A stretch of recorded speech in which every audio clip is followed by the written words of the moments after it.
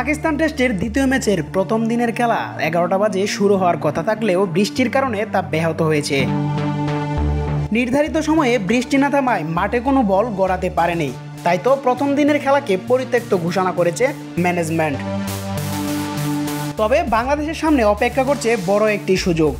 পাকিস্তানের সাথে 2 match test সিরিজের প্রথম ম্যাচে দুর্দান্তভাবে জয়লাভ করে বাংলাদেশ। যেহেতু বৃষ্টির কারণে দ্বিতীয় ম্যাচের প্রথম খেলাটি মাঠে গড়ায়নি, সেজন্য এগিয়েই থাকবে বাংলাদেশ।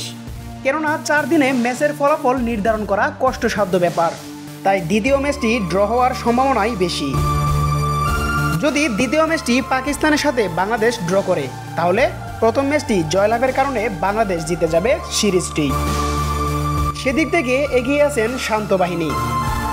তবে ক্রিকেট অনিশ্চয়তার খেলা, ফলাফল কী আসে সেটা বলা যাবে না, তাই তো অপেক্ষা করতে হবে ফাইনাল ডে পর্যন্ত।